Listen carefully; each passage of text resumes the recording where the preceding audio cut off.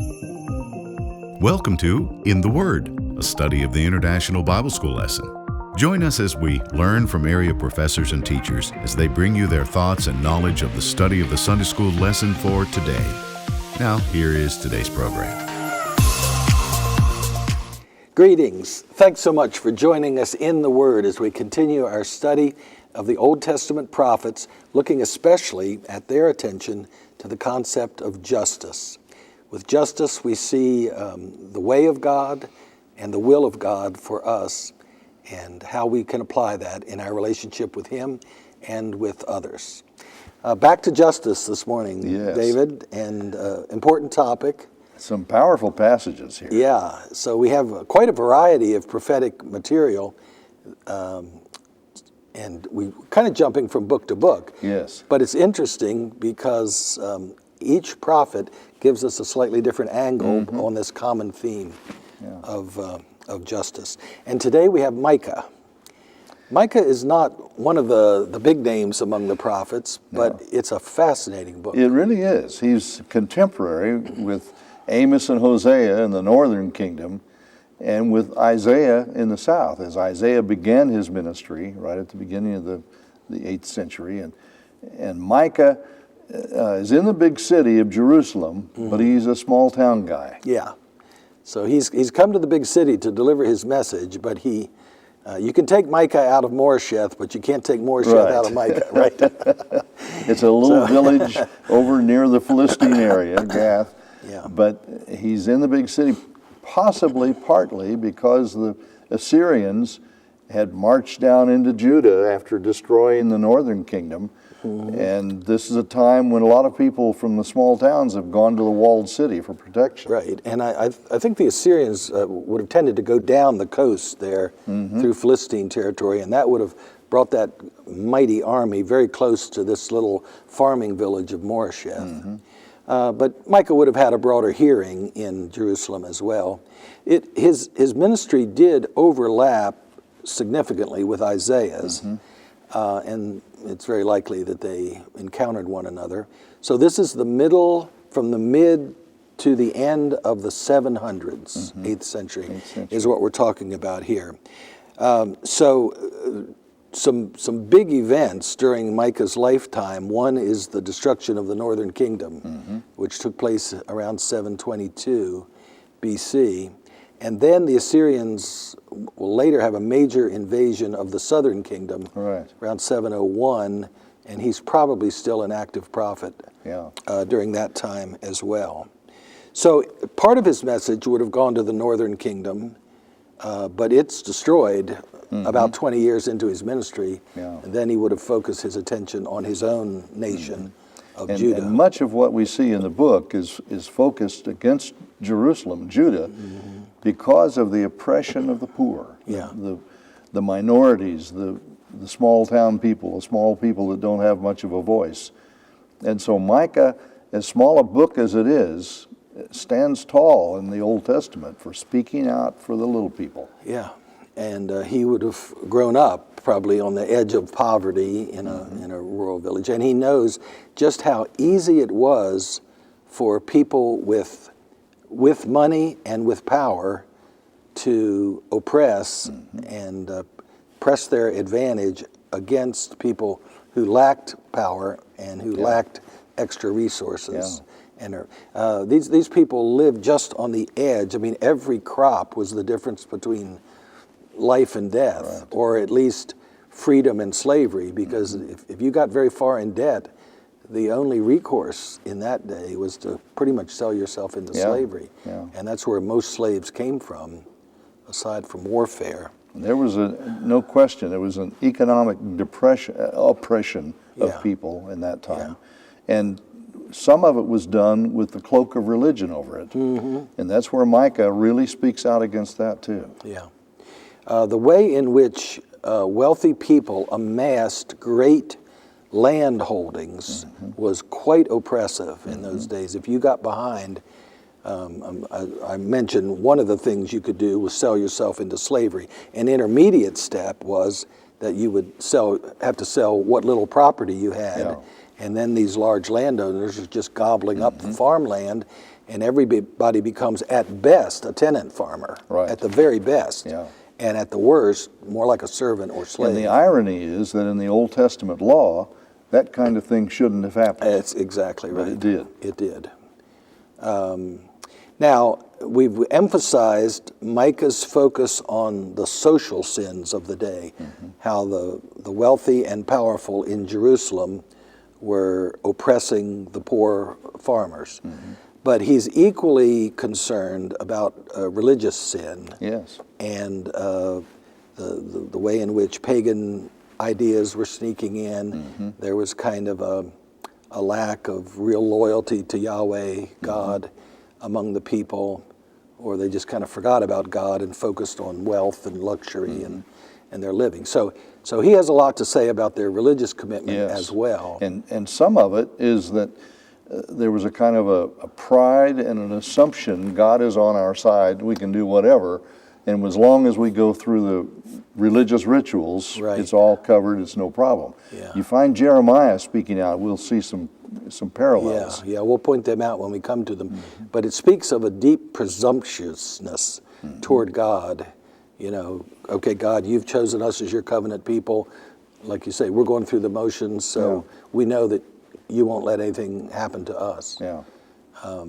And that's a theme in many of the prophets, and it's big on Micah. The one other thing to look for in Micah is a very powerful prophecy of the coming Messiah. Yes. The whole Bethlehem connection Right, chapter 5 is only in Micah. And so it's a very important thing. So at any rate, we're just talking about why we love Micah. it's a little book with a lot in it. It's got a lot in it.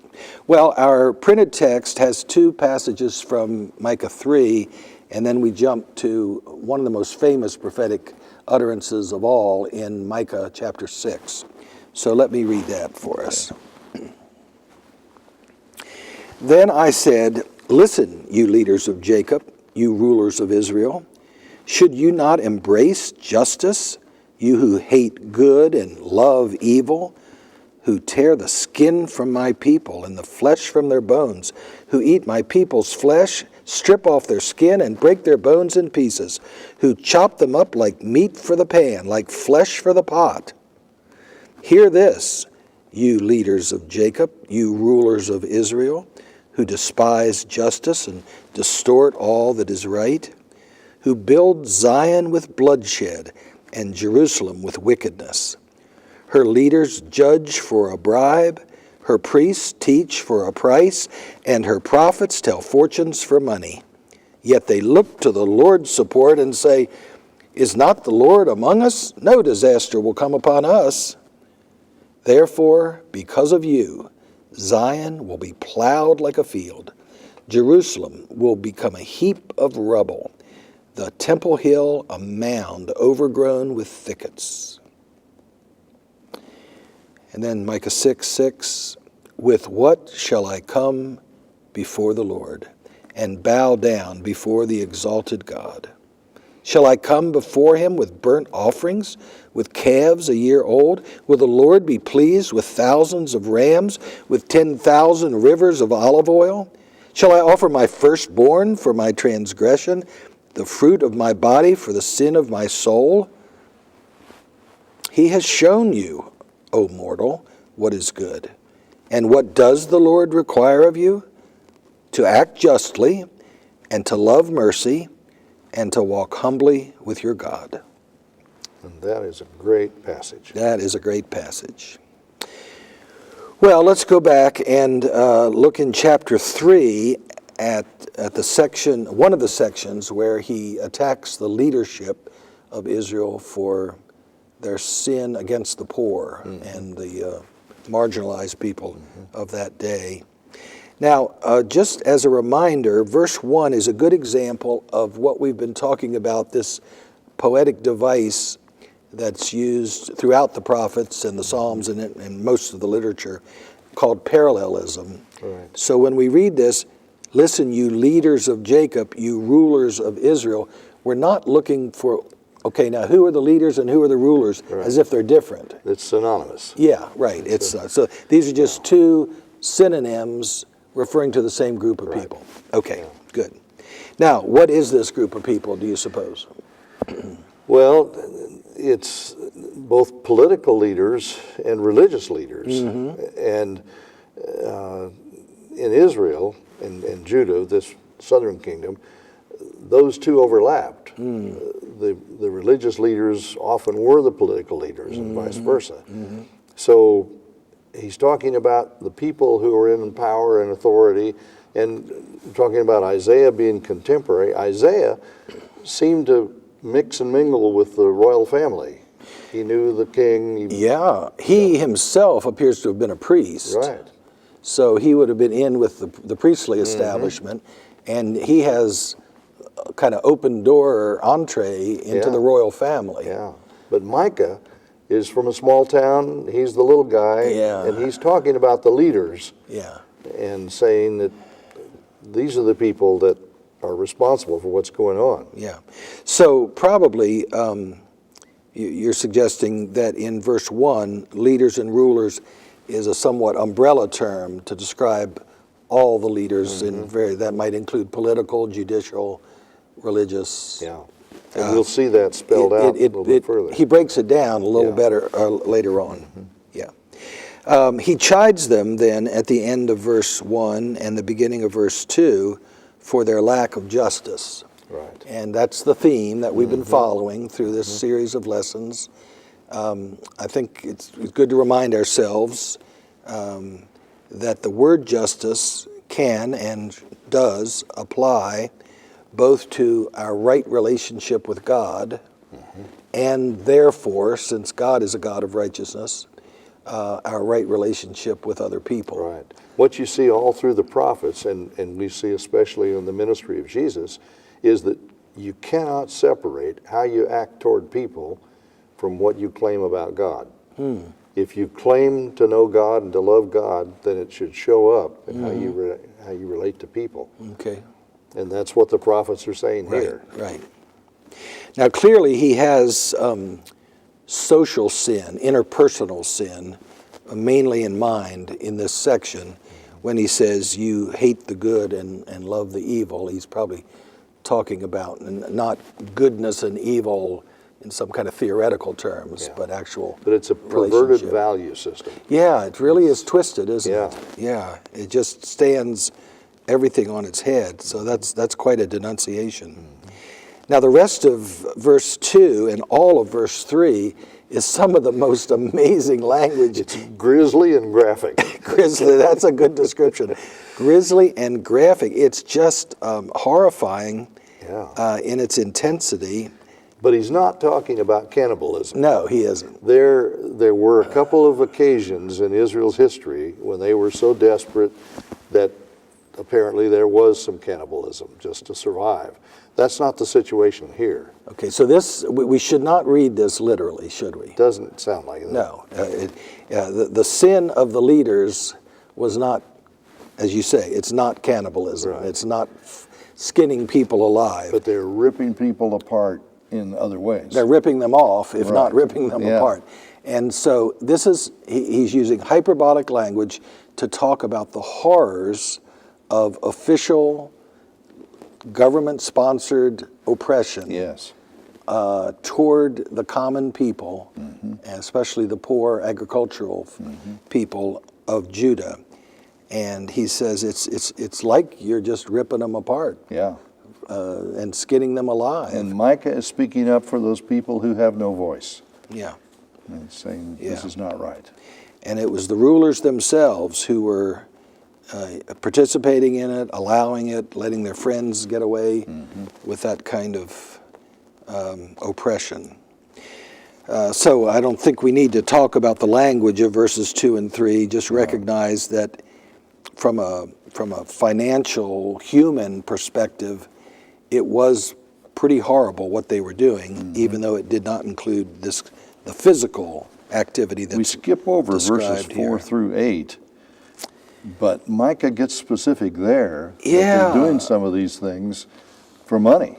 They are, and he names the false prophets, the religious leaders. Now, when we read leaders and rulers, we don't. My mind doesn't necessarily jump first to prophets. But he names the prophets here and says that they will give a prophecy favorable to whoever pays them the most. Yeah. So if somebody gives them a lot of food or invites them to the palace for a banquet or something, then they'll be sure to say something positive. Payola thing. Yeah. And it's not just judges and political leaders who are involved in that kind of payola scheme. It's even some of the religious leaders like prophets, and we're going to see priests mentioned later. People who claim to as speak well. for God are speaking out to support this corruption that's going on. And their message is peace, Right. meaning everything's going to be okay. Everything. So naturally, the people who are in control want the status quo. Exactly. They don't want things to change because then they'll lose their advantage. So the prophets are saying, yeah, peace. Don't worry about the Assyrians. They're not going to And invade us. if you remember Jeremiah, much of what he condemned was those who claimed peace when there is no peace. Yeah. That's Micah at the same Yeah. time. Now Jeremiah comes about 100 years later. He's the tail end of this century. And he's facing a different foe at that time. But it's interesting to see how similar the message is here. Micah is writing at the end of the 700s with the threat of Assyrian invasion in mind. Jeremiah is writing at the end of the 600s with the threat of Babylonian invasion in mind. Yeah. But even though it's 100 years apart, there's that same temptation for the rulers to try to preserve the status quo, and they do it by kind of bribing the prophets into giving a false message of security, as if God would never, ever punish them. And speaking of this, when Jeremiah suffered so much for his message and was so abused by the authorities, at one point he was rescued by people who brought up that Micah had said this kind of thing and he wasn't condemned.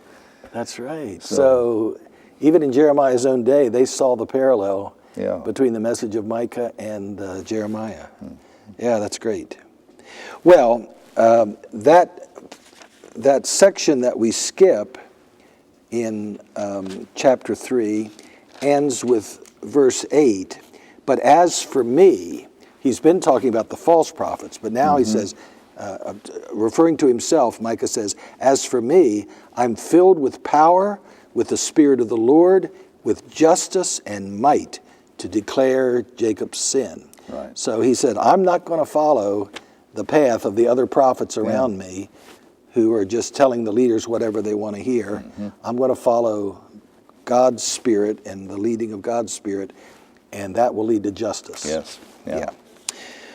Well, when we come to verse 9, we're back to his calling out the leaders and rulers. You who despise justice, that's another way of saying you don't embrace it. You distort what is right.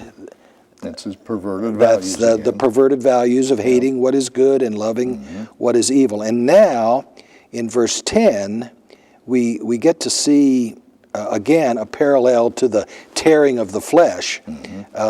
You build Zion with bloodshed and Jerusalem with wickedness. And again, Zion is not just the mountain where the temple is. Right. It's indicative of the city. Right. So Zion, Jerusalem, it's just two ways of talking about the whole city. But once again, we see that the result of the decisions of the leaders is to bring violence and great evil to the lives of the common people. Again, I don't know if it was literally bloodshed, but it was a certain kind of economic violence that would have ruined their lives. But then verse 11, he gets specific. Leaders, priests, prophets, and each of them, it's a situation of judging for a bribe, teaching for a price, telling fortunes for money. It's all money-based. Yeah. And so what we see here is the wealthiest members of that society, the very top echelon, using their financial leverage to get political leaders, religious leaders, priests, and then the prophets to do things and say things that work to their advantage. And there are various studies that indicate our justice system seems to be slanted toward wealthy compared to the poor, and it's a problem we have to deal with. And even within the church, the book of James talks about how we can pander to the rich and ignore the poor. We have to be careful of that. So. You're right. It can happen both in the church and in society in general. So he doesn't just talk about rulers and leaders in general. He names them, and of course,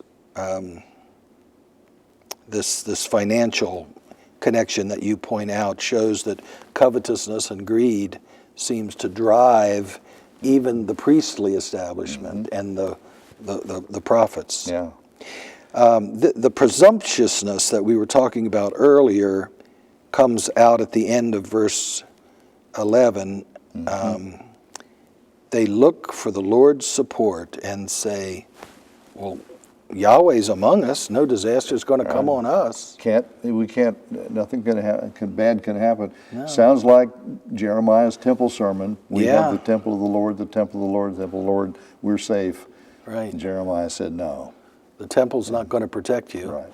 And here, Micah is saying, the Lord has entered in covenant with you, but the Lord won't protect you. Right. If you reject This is not him, the covenant. If you reject the covenant, then the Lord isn't going to...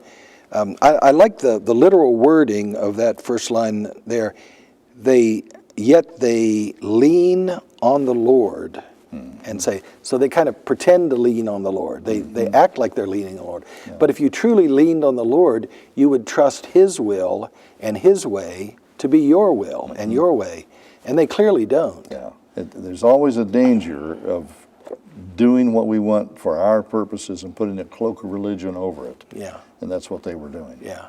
And anyone who had truly read the book of Deuteronomy, as the priests and the prophets surely should have, if not the political leaders, would know that God over and over again says, I love the poor and I want my people to be especially attentive to the needs of the marginalized. Yeah. And we get that list of widows and orphans and strangers, the poor, over and over again in the law, especially in Deuteronomy and some in Leviticus.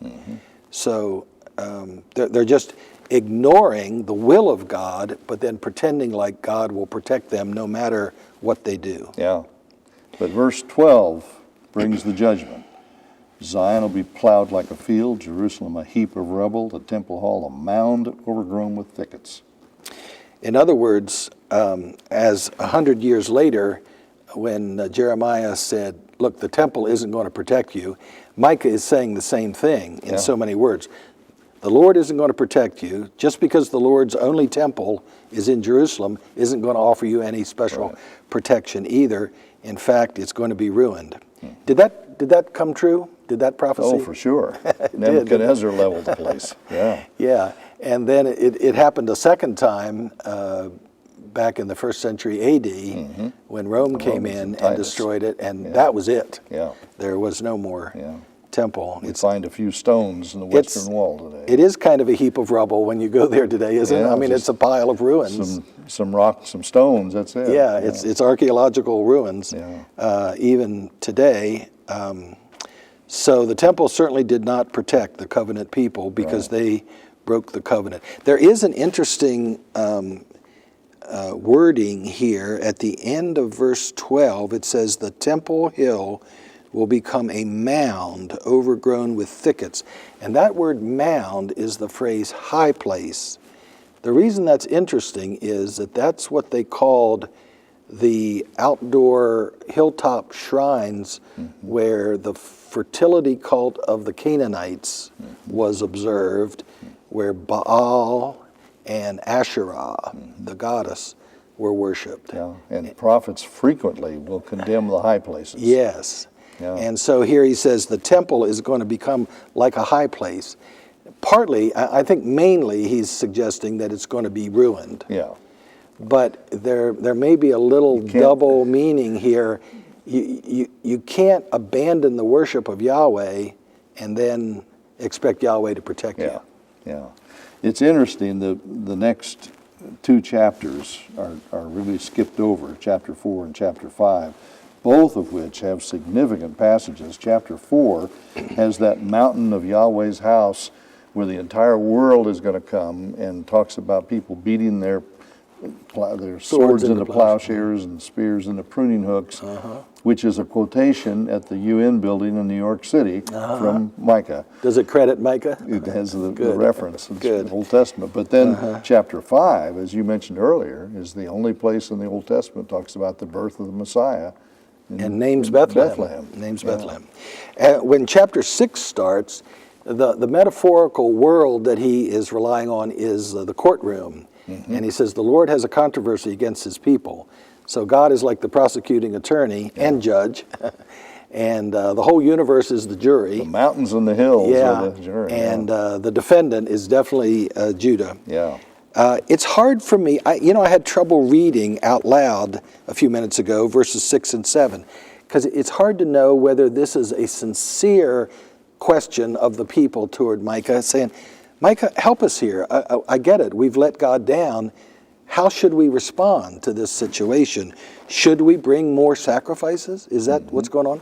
Or it's possible that these are the words of these presumptuous people, and they're kind of irritated with the prophet, and they're saying, hey, we do everything right. We do all the right sacrifices in all the right ways on all the right days. Well, what do you want? More sacrifices? You want us to sacrifice our firstborn children like the Chemosh and the Moloch worshipers do? And so there's kind of a insinuation of you're being unreasonable here, Micah. Yeah. It's hard to know how to read that. Yeah. But there is no doubt about Micah's answer. The answer. And it is so beautiful in chapter 6, verse 8, one of the high points of the prophets, I think. The word mortal there just means a human being. Right. In fact, it's the word Adam. Yeah. He's already showed you, O human being, what is good, what does the Lord require of you? And then we get these three beautiful answers. Yeah. To do justice or act justly. So there's our theme, justice. Right. And then the second is mercy. To love mercy, and that's Hesed. Yeah, that's that chief characteristic of God, Hesed. It's like the agape love in the New Testament. And then the third? To walk humbly with your God, and in humility, in a relationship with God. And that really is what the prophets of the Old Testament are saying, and it's what we find in Jesus' ministry. Yeah. And I think about Philippians 2, where it talks about every knee will bow, but it also begins with, have this mind in you which was in Christ Jesus.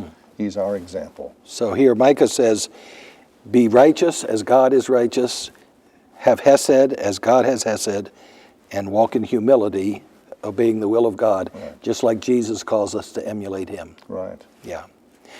Well, what a great peek we've had into this short but powerful prophetic book of Micah. And I hope that we can take these words with us and in the weeks and days that lie ahead, think about acting with justice and emulating God's own Hesed and walking humbly before him. So we invite you to join us in that this week, and look forward to seeing you again real soon. See you then. This has been In the Word, a study of the International Bible School lesson brought to you as a ministry of First Christian Church in Johnson City, Tennessee. Our thanks to our teachers that led us for this week's lesson. Join us again next week for another lesson from the International Bible School lesson text. This has been a production of First Christian Church.